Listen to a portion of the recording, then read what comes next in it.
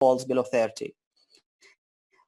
GLP-1 receptor agonist and sodium glucose cotransporters 2 inhibitors have been shown to reduce cardiovascular events and improve renal outcomes, and therefore should be used for these group of patients.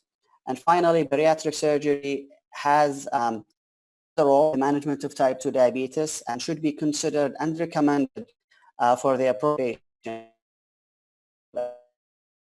obesity. So let's start by talking about the burden of diabetes. I think everyone here appreciate the burden of type 2 diabetes globally. You can see here how the numbers more than doubled over the past. The numbers are probably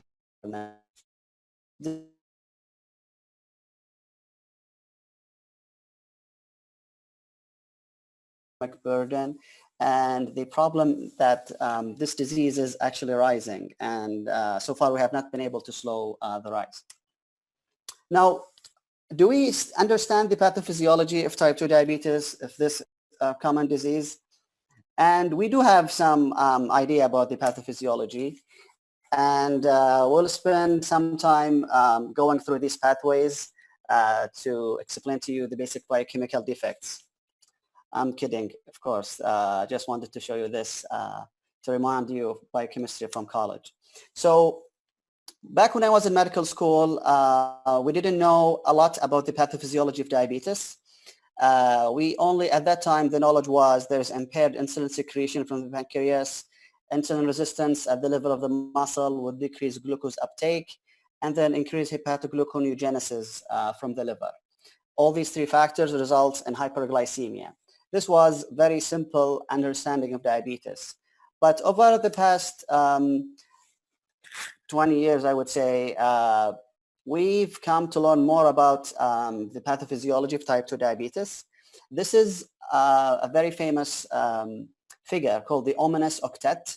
It means the 8 defects that result in hyperglycemia in type 2 diabetes. And this is a term that was coined by Ralph DeFranco, a very well-known endocrinologist from Texas. So basically, we have 8 different defects, starting with defect at the beta cell in the pancreas, resulting in impaired insulin secretion. But the defect also extends to alpha cells, resulting in higher glucagon secretion. And if you remember, glucagon is the hormone that can result in hyperglycemia. Also, we have defect in the GI tract. There is incretin deficiency or resistance. Also, the brain has a role in the homeostasis, glucose homeostasis, and there is neurotransmitter dysfunction. Fat, there's accelerated lipolysis. Also, the kidneys. So there is increased glucose reabsorption from the kidney, resulting in hyperglycemia. And then hepatogluconeogenesis from the liver and decreased glucose uptake. Now, the contribution of each of these defects varies from patient to patient, and this actually explains the how some patients respond to a different class of medications, but not the other, and that's because of this. Some patients have more pronounced hepatogluconeogenesis, whereas others have more pronounced incretin deficiency resistance. That's why they respond to different intervention based on the different defect that they have. So why is it important for us to control, to achieve glycemic control?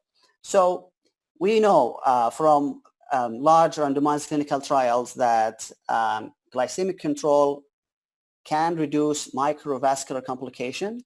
This was seen in the DCCT trial. This was the trial that included patients with type 1 diabetes.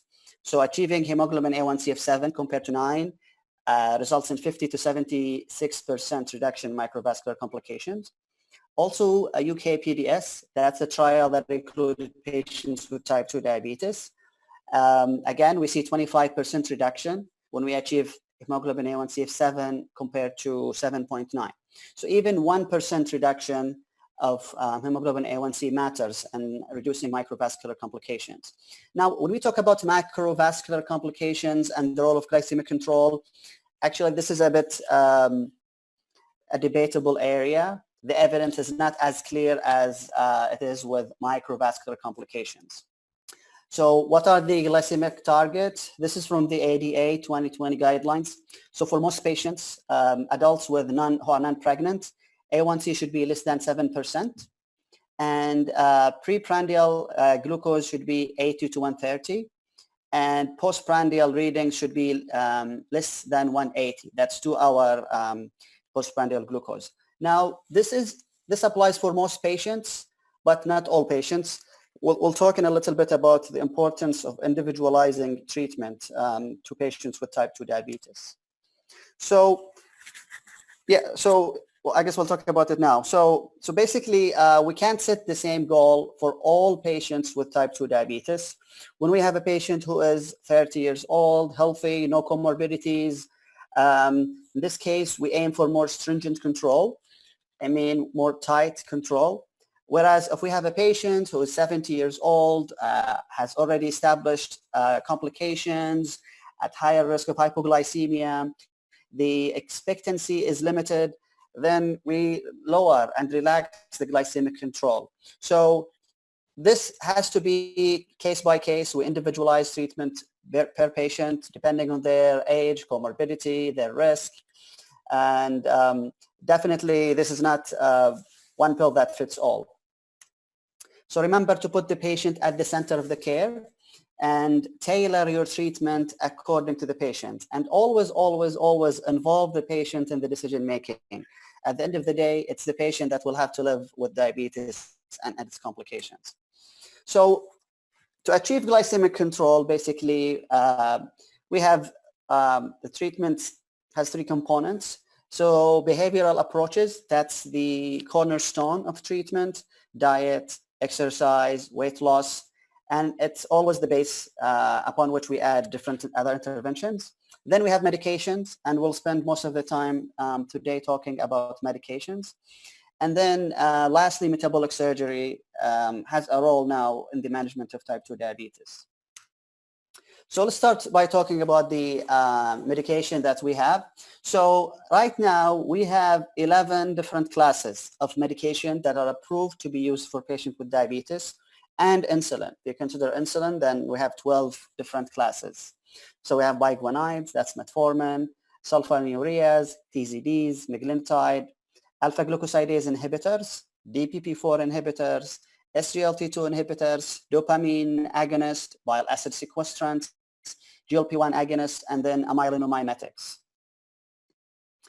So how do we go about choosing? Like, how do we base our decision in choosing which class to be used with our patients? So a few years back, if you look at the guidelines, this is 2015 guidelines, ADA guidelines, and basically they say lifestyle changes at first: healthy eating, weight control, physical activity, then metformin, and then basically they list all the different classes for you to pick from. It's just like a menu, which was not really very helpful. We've moved away from this, and this is the most recent version of the guidelines.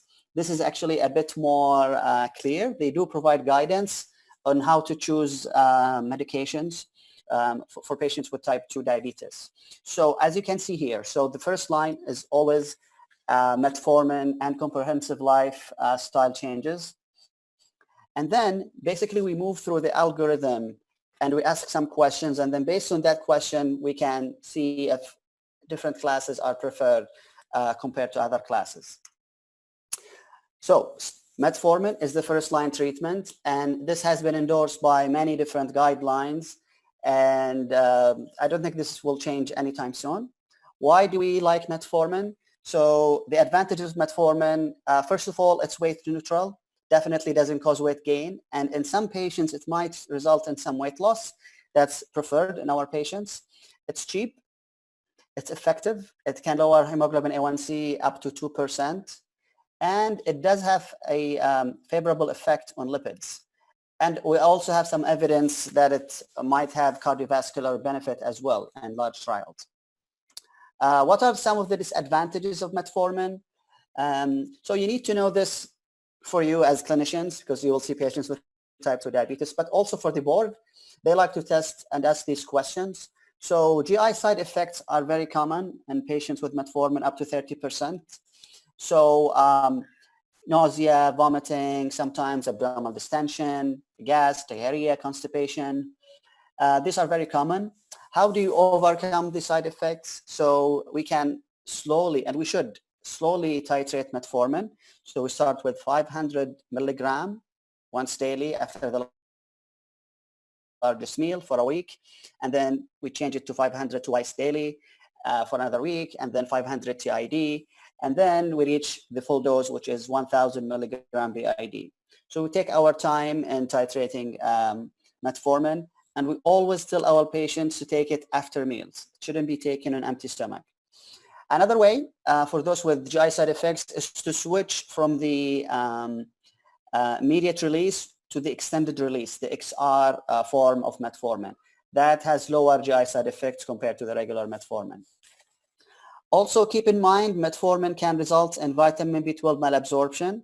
So the recommendation is to measure, to check B12 for patients who are on metformin.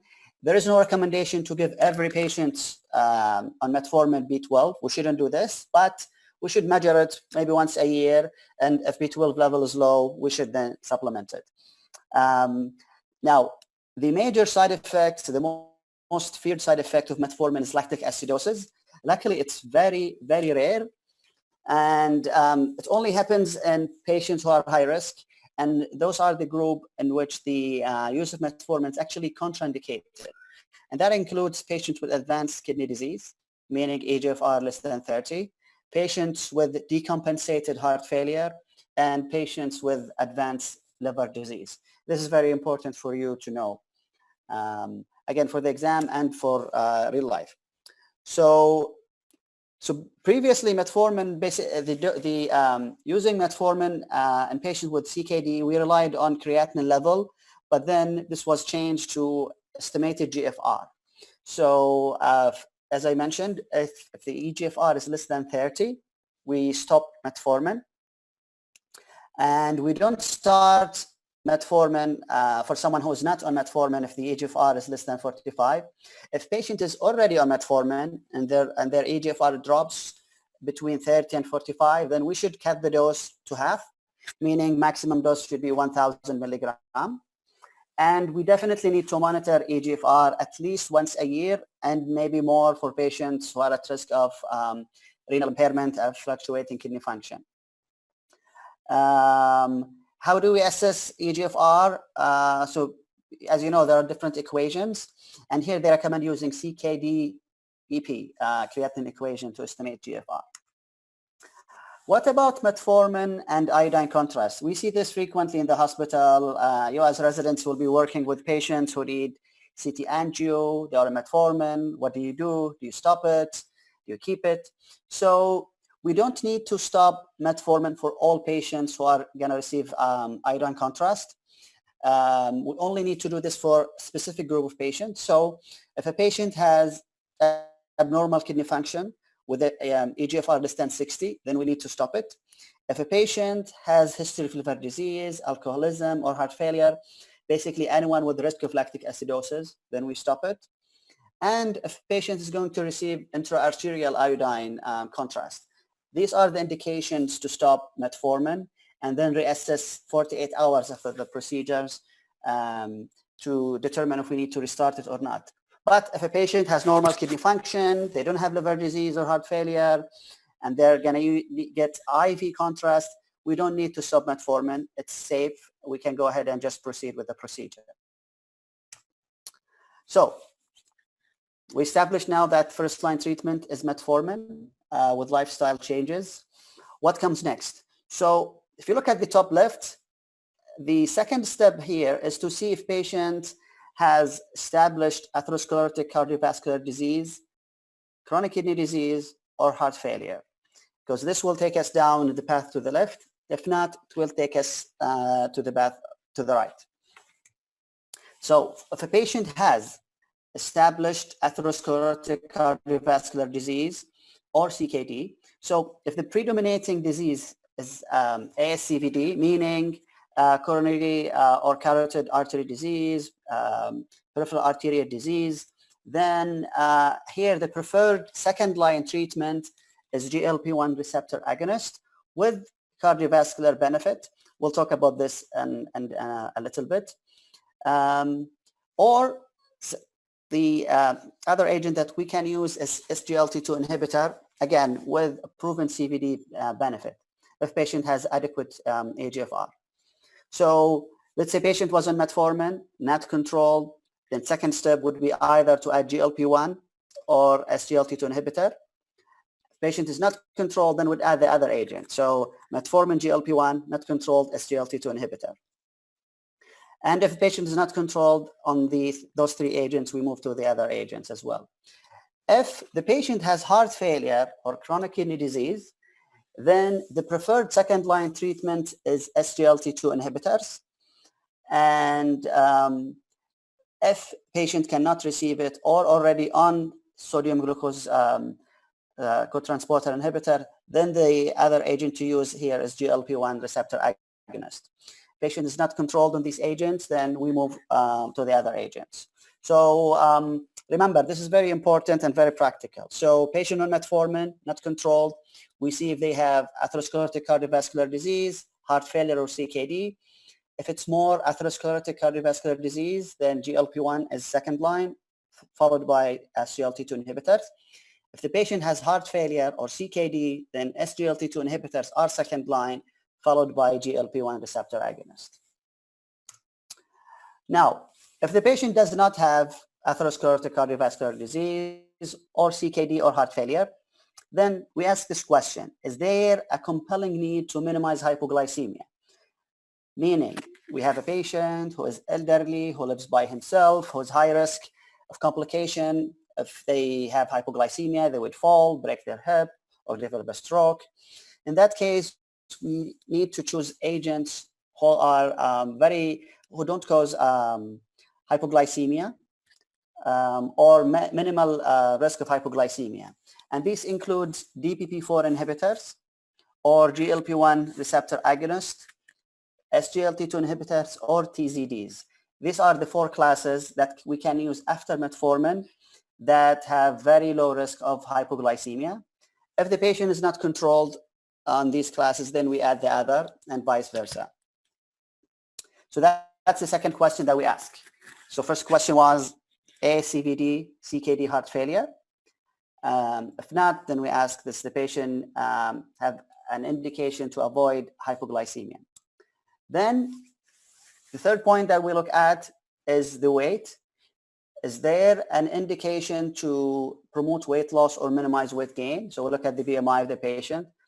If the answer is yes, then we obviously will go to agents that promote weight loss. And the best two classes after metformin would be GLP-1 receptor agonist or SGLT2 inhibitors. If the patient is not on target, then we move to the other class. So these are the two classes that can promote weight loss in patients with type 2 diabetes. And lastly, is cost a major issue? And this basically pertains to, depending on the economic status of the country or the society. So if, like in some developing countries, they have limited resources, cost is an issue. So following metformin, they would have to choose agents that are cheap. And the cheapest agents after metformin are sulfonylureas and TZDs. These are effective classes that can lower A1C and at the same time are cheap. And if patient is not controlled on these agents, then we would move to insulin. So basically, that's the new approach now in ranking the different classes of diabetic medications. Now, if we need to use an injectable, so historically the recommendation was always to go with insulin, but since 2018, GLP-1 receptor agonist became preferred choice to insulin as injectable therapy. So when do we use insulin as the first injectable therapy? If the patient has high A1C, 11%, if the patient has symptoms of catabolism, meaning weight loss, polyuria, polydipsia, these are the symptoms of insulin deficiency, So obviously we need to replace insulin here. Or if we suspect that this patient might have type 1 diabetes, because sometimes it's not always clear at diagnosis if the patient has type 1 or type 2. We don't go by the age itself, because still patients can develop type 1 diabetes even when they are older in their life. So in that case, the safest way is to start with insulin until the patient is evaluated properly. So if we add injectable therapies, what do we do with the oral medications? This is a common scenario. So with regard to metformin, we continue with metformin, even if we switch patients to injectable, as long as they tolerate metformin and have no contraindication. What about TZDs? So we reduce the dose of TZDs when we start patient on insulin to avoid hypoglycemia.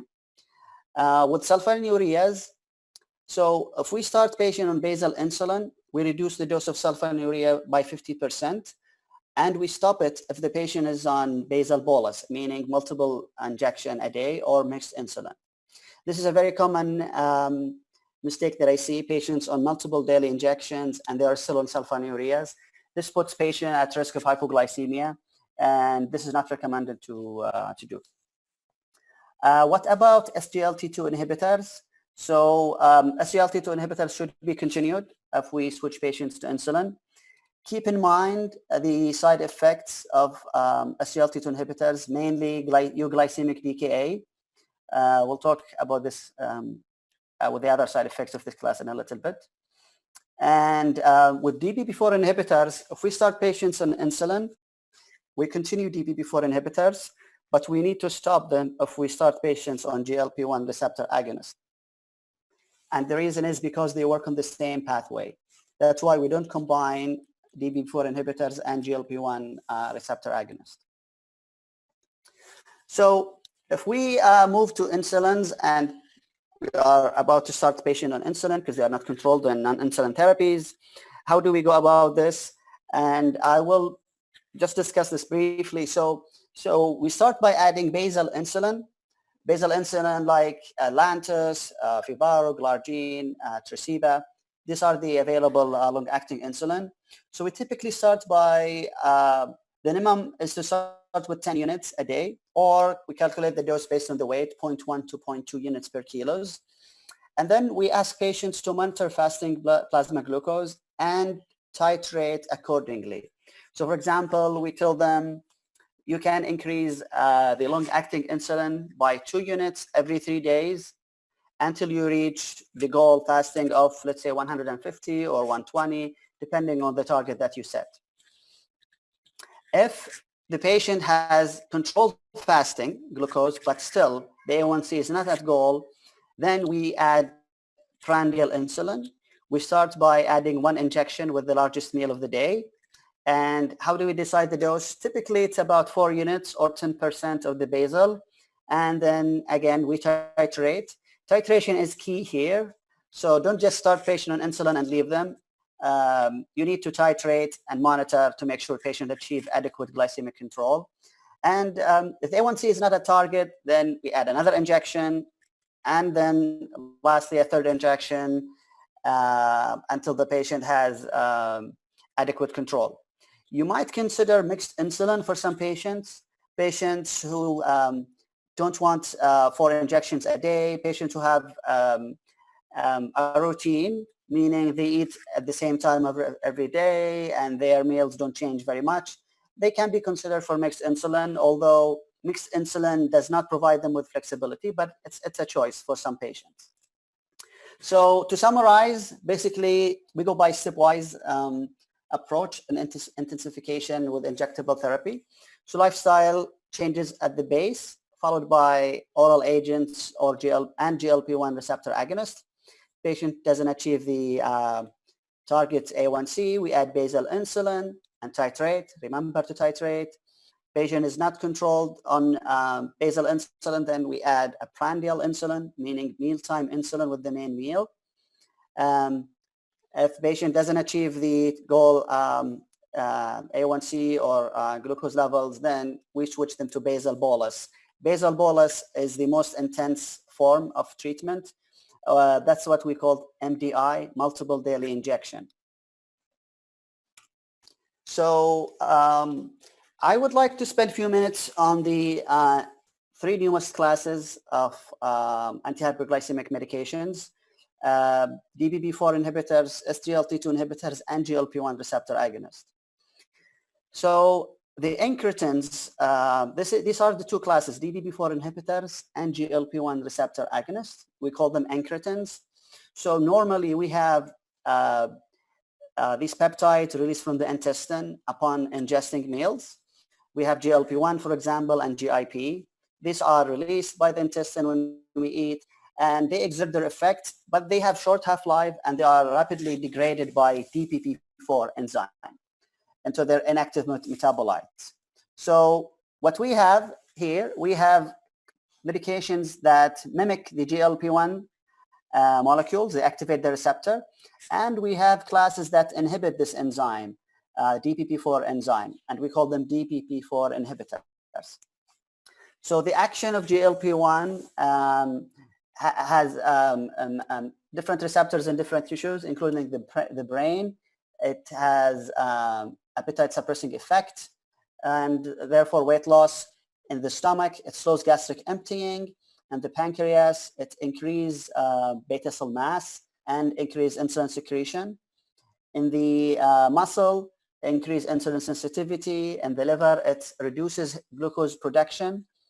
And in the heart, it has an effect on it's actually a protective effect on the heart. So the DPP-4 inhibitors, what are their advantages? So they are weight neutral and they don't cause hypoglycemia. That's an advantage. In general, they are safe, well tolerated. Their adverse effect can include upper respiratory tract infection-like symptoms, nasopharyngitis, headache. There is potential risk of pancreatitis as well. And they are okay to be used in patients with chronic kidney disease and end-stage renal disease as well. That's the advantage of this class of medication. Now, there was a concern regarding cardiovascular outcome for one specific drug, saxagliptin, and but the other molecules in this class appear to be okay. So these are the medications that we have here in our country: saxagliptin, Onglyza, Januvia, everyone knows Januvia, sitagliptin, linagliptin, which is Tradjenta, and then we have Galvus. All these medications are available in combination therapy with metformin, with the exception of Tradjenta. Tradjenta is the one that's used for patients with all spectrum of chronic kidney disease, even end-stage renal disease. So remember this for Tradjenta. The other class that's part of the incretin is GLP-1 receptor agonist. So until now, this class is available only as injectable. We'll have an oral coming soon, but it's not yet available. So this class is highly effective in achieving glycemic control, a low risk of hypoglycemia. It's possible, but it's low. And then they promote very significant weight loss. Their disadvantages, they have, based on their mechanism of action, mainly GI side effects, so nausea, vomiting, diarrhea, pancreatitis, cholecystitis, and they are injectable. So for some patients, that's a disadvantage. So we have many FDA-approved agents. The ones we have in Saudi Arabia are the ones that are highlighted here: dulaglutide, liraglutide, and semaglutide. These agents, some of them have been shown to have cardiovascular positive outcomes in the LEADER trial with liraglutide, SUSTAIN trial with semaglutide, and REWIND trial with dulaglutide. We'll discuss briefly the LEADER trial as an example for this class. So we did talk about the GI side effects and then the potential risk of acute pancreatitis as well. Now, keep this in mind. So these patients, this class of medications is contraindicated in anyone with personal or family history of medullary thyroid cancer or multiple endocrine neoplasia syndrome type 2. And this contraindication comes from animal studies. This is actually has not been seen in humans, but in rats. Rats who received GLP-1 were noted to develop thyroid, medullary thyroid cancer. So we always need to check with our patients. If they have a positive family history of medullary thyroid cancer or MEN2 syndrome, then we can't use this class of medications with these patients. This is a very common board question, so remember this. So these are the medications that are available in our country. Liraglutide at the top, or the other name is Victoza. It's given once daily. And then we have the long-acting GLP-1 receptor agonist, dulaglutide and semaglutide. These are given once weekly. So these three are approved for diabetes. And on the left, we have Saxenda. This is also liraglutide, but it's approved for obesity, and it's given at a higher dose compared to Victoza. So it's the same molecule. It's liraglutide, but it delivers a higher dose, and it's approved for obesity. Lastly, the SGLT2 inhibitors. So as you all know, glucose is filtered and then reabsorbed in the proximal tubule. And once our plasma glucose is more than 180 to 200, then we start excreting glucose in the urine. So by blocking the channel through which reabsorption occurs, we promote glucosuria and excretion of glucose in the urine. And with that, we achieve glycemic control and also some weight loss. So the nice thing about this class, this is not insulin dependent. They don't work on the pancreas. Therefore, there is no risk of hypoglycemia here. There is reduction of weight and blood pressure. And this class has been shown to have positive cardiovascular and renal outcomes as well. The disadvantages is euglycemic DKA, meaning patients on this class can go into diabetic ketoacidosis even if their blood sugar is not very high. So you can go into DKA with blood sugar less than 250. So keep this in mind. If you see a patient in the emergency room who has diabetes on one of these medications, they're acidotic, that could be a euglycemic DKA because of this medication.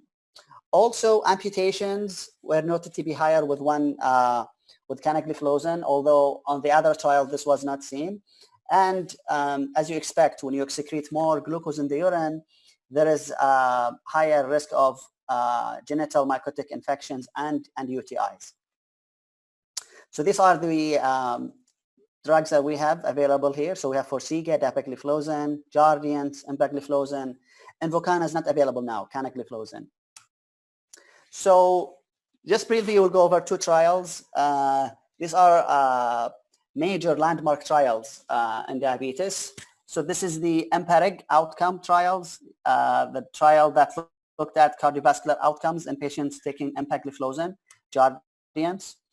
And in this trial, patients on empagliflozin did achieve lower rate of all-cause death, cardiovascular death, and heart failure hospitalization. So you can see this forest plot. This is showing the hazard ratio, and all of them are toward the left, meaning this favors empagliflozin. And with the exception of fatal, non-fatal MI, all these results, the primary outpoints is statistically significant. And you can also look here at the curves, and you can see the early separation between the placebo arm and the empagliflozin arm. The other trial, the major trial, is the liraglutide trial that looked at liraglutide and cardiovascular outcomes. And again, patients receiving liraglutide did achieve significantly lower rates of all-cause death, cardiovascular death with liraglutide. Again, similar. You can see all the outcomes favor liraglutide. All of the endpoints are toward the left. And same things with the curve. You can see a very nice separation between the placebo arm and the liraglutide arm. So the final point here is about bariatric surgery. So you notice that we call it metabolic surgery because it has a metabolic effect on diabetes, non-alcoholic fatty liver, hypertension, dyslipidemia.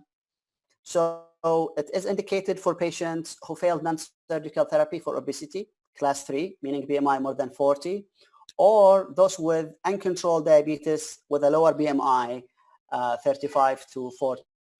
And even we can consider it for patients with class 1 obesity if they have poorly controlled diabetes.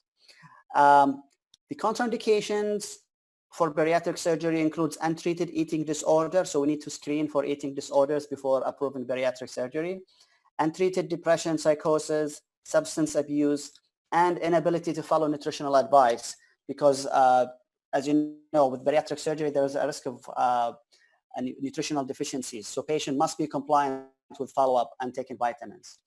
The benefit of bariatric surgery here is remission of type 2 diabetes, meaning patients can stop their medications completely. And even if they don't achieve complete remission, there is a significant improvement in glycemic control and reduction in the number of glucose-lowering medication that we used. With any other surgery, you might expect some risk, surgical complications, insufficient weight loss, and lead complications, mainly vitamin deficiencies. So in summary, basically lifestyle is foundation. Even when we add medications to patients, we need to re-emphasize lifestyle as an intervention. Then we have medications, we have many choices, we have different factors to consider when we choose. And finally, we have metabolic surgery, very effective treatment for type 2 diabetes. Treatment 1 and 3, lifestyle changes and metabolic surgery, are the only choices that can lead to disease remission. It means basically achieving euglycemia without treatment. This is a summary from the ACE guidelines. Basically, they summarize all the different classes of diabetes with their advantages and disadvantages. I think you should review this, keep referring to it for your daily life when you see patients with diabetes and also for the exam. They nicely highlight here the advantages in green, used with caution in the orange, and the contraindication or the risk in red. So to summarize, the management of type 2 diabetes has become complex. We have 12 different classes of medications available now. Remember to keep patients at the center when you make decisions and individualize treatment according to your patient, comorbidities, age, and risks. Metformin remains the first line of treatment. It's safe, effective, and cheap, and it has many advantages. And then we add other classes according to patient comorbidities. Metformin can be used in CKD patients, but must be stopped if eGFR falls below 30. GLP-1 receptor agonist and SGLT2 inhibitors have been shown to reduce cardiovascular events and improve renal outcomes, and therefore are preferred for patients with atherosclerotic cardiovascular disease, CKD, or heart failure. And lastly, bariatric surgery has a major role and should be recommended for patients who meet criteria for bariatric surgery with uncontrolled diabetes and obesity. Thank you very much, and I'm happy to take questions if you have questions.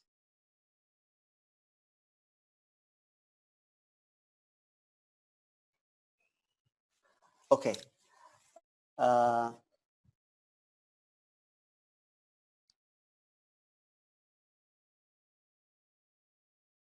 So, Dr. Hassan Maati, can we use GLP-1 as single initial treatment in type 2? Yes, we can, although keeping metformin has some benefits, but you can start GLP-1 as the initial therapy for patients with type 2 diabetes. Dr. Hussam, in case of type 2 diabetes remission after bariatric surgery, should we still screen for type 2 diabetes recurrence, and how often? Yes, we should definitely follow their fasting glucose and hemoglobin A1C periodically. I would say, so 3 months after surgery, and then 6 months, and then once a year, we need to keep an eye on their glycemic status, because patients can relapse if they start gaining weight or they relax basically their diet or reduce their activity. Is there any preference for specific GLP-1 for better weight loss?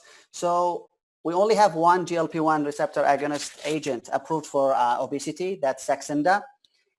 We have other coming agents, but Saxenda has the best data for weight loss at this point. And how low for AGFR will you come? So this is an excellent question. So note that SGLT2 inhibitors are actually protective for patients who have chronic kidney disease. Now, the cutoff eGFR varies according to the medication. So for example, for empagliflozin, they don't recommend, at least the FDA, the label, doesn't recommend starting below AGFR 45. For dapagliflozin, below 60 is not recommended. However, in their trials, they did actually include patients even lower than 30. So I would say for us, the safest approach is to stick to the label, the FDA label with these medications.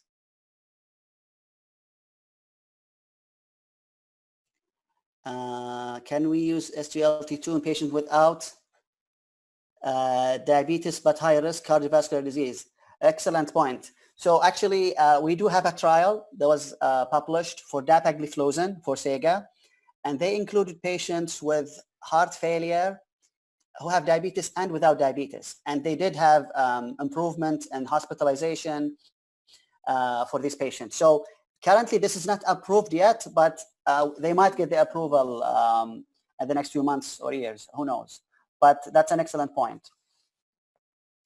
Should we stop SGLT2 if we have a UTI? So if it's, I would discuss this with the patient. So if it's a simple UTI, I would continue with SGLT2 inhibitors. But if the patient, let's say, came with urosepsis, pyelonephritis, especially an elderly patient, high-risk patient, then I would stop SGLT2 for this patient. Does Mixtard still in use? So Mixtard, yes, it's mixed insulin, one of the oldest pre-mixed insulin. It can be used if, depending on the resources you have, if it's available, you can use it. I personally don't like to use it just because we have better agents, but definitely you can use it if that's all you have. And just make sure patients know the limitations of this kind of insulin. Dr. Mohammed Ramadan, this is an excellent question. So far we don't have head-to-head comparison, a trial comparing the different SGLT2 inhibitors. So at this point, I would say you can use any of them. There is a lot of similarities between them. There is a lot of effect that appears to be a class effect rather than individual molecules. So, but yeah, because at this point we still don't have data to guide to answer this question.